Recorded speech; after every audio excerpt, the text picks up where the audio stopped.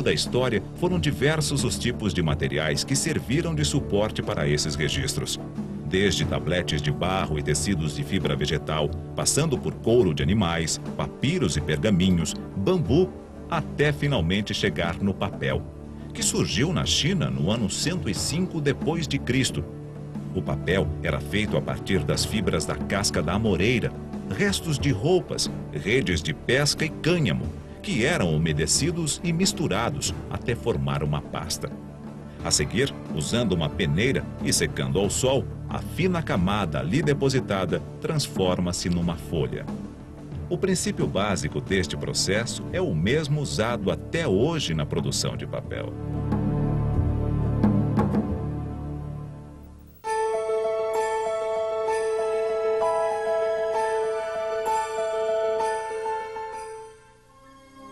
A colheita das árvores é realizada por equipamentos especiais, que cortam e descascam o tronco e os galhos das árvores na própria floresta. Assim, a própria casca permanece no solo e serve como adubo. Após descascadas, são transportadas para a fábrica.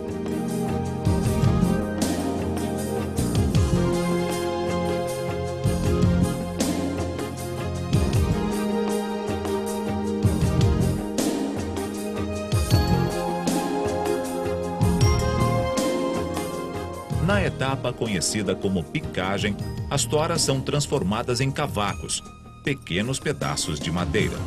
Quanto maior a uniformidade de tamanho entre eles, melhor será a qualidade da celulose.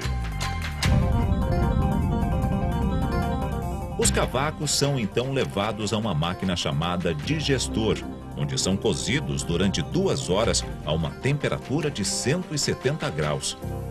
Aqui, a ideia é separar a celulose dos demais componentes da madeira.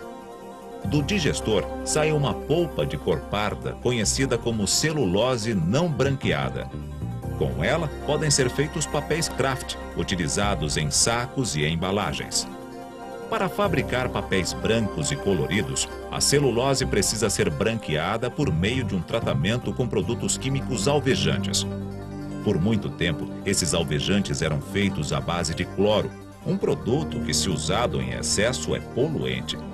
A VCP utiliza um processo em que o cloro é substituído pelo ozônio ou dióxido de cloro, que não agride o meio ambiente.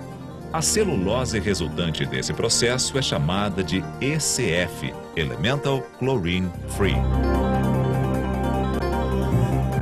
A pasta de celulose é então secada, prensada e cortada em folhas.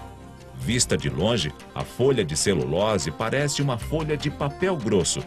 Se for para a exportação, passa por um processo especial de secagem, em que a umidade da folha é bastante reduzida. Depois de pronta, a celulose é embalada em fardos.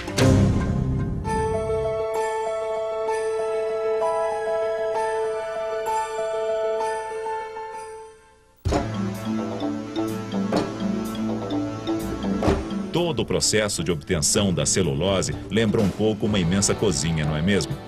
Pois a fabricação do papel dá continuidade a essa metáfora, já que para sua fabricação, os fardos de celulose são jogados em um imenso liquidificador com água. Neste equipamento, conhecido como hidrapulper, os fardos são desagregados, virando uma espécie de papa que corre por tubos durante o processo. Aqui, as fibras da celulose têm o formato de pequenas cápsulas. Nesta etapa, elas são descascadas para a remoção de uma de suas camadas, permitindo uma melhor absorção da água. Elas também são desfiadas, melhorando a flexibilidade e a aderência entre elas. Depois da refinação, as fibras passam por um processo de depuração, semelhante à filtragem, retirando-se toda a sujeira, areia, partículas metálicas, etc. A receita do bolo é elaborada na etapa de aditivação. Dependendo do tipo de papel que se quer obter, adicionamos componentes que podem ou não impermeabilizá-lo, conferir-lhe maior ou menor brancura, opacidade ou resistência mecânica. A aditivação é feita no local chamado preparação de massa. Nela, todo o processo é controlado por computador.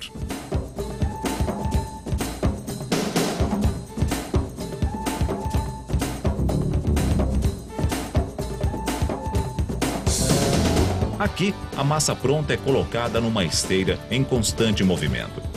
Nesta esteira, chamada de tela formadora, a espessura do papel é controlada pela quantidade de massa que nela é aplicada a cada segundo. Quanto mais massa, mais grosso o papel. Menos massa, papel mais fino. A massa jogada na esteira forma uma fina camada de 5% de massa e 95% de água. No meio da mesa plana, uma espécie de aspirador suga boa parte da água da lâmina de celulose. Esta etapa do processo, também conhecida como formação da folha, promove um entrelaçamento das fibras, dando resistência suficiente ao papel para que ele possa sair da mesa plana e percorrer os vários cilindros que compõem o resto do processo. O papel está, de certa forma, pronto. As próximas etapas consistem em retirar o excesso de água. Posteriormente, o papel é prensado. Esta prensagem tem dois efeitos sobre o papel. Primeiro, retira um pouco mais da água entre as fibras e a aspiram. Segundo, aperta as fibras umas contra as outras, dando maior resistência ao papel e diminuindo sua espessura. O papel passa então por uma série de cilindros aquecidos a vapor, como se o estivessem passando a ferro, retirando quase toda a água restante. Na etapa seguinte, o papel sofre uma colagem superficial. Como se fosse um laquê, este processo impede que as fibras sejam despenteadas, proporcionando maior resistência superficial do papel e a penetração de água. Depois, o papel é submetido ao processo de calandragem. A calandra é um conjunto de cilindros aquecidos e pressurizados que prensam e lixam o papel, uniformizando sua espessura e dando o acabamento superficial. O papel é então recebido pela enroladeira, um grande cilindro rotatório que enrola o papel proveniente da máquina. Posteriormente, a rebobinadeira desenrola a bobina maior, corta o papel e o enrola novamente em bobinas menores, que são mais adequadas ao manuseio em gráficas ou no corte de papéis planos. Em muitos casos, estes rolos são o produto final do processo. Isto ocorre quando o cliente não precisa de papéis planos ou com algum tipo de revestimento. Se este for o caso, a bobina vai daqui direto para a embalagem, cabendo ao cliente a escolha do diâmetro e da largura da bobina. Para os casos em que são necessárias folhas de dimensões padronizadas, os rolos são então desenrolados e cortados nas medidas solicitadas pelos clientes. A última etapa fica por conta da embalagem, que protege o papel e permite o seu manuseio até o usuário final.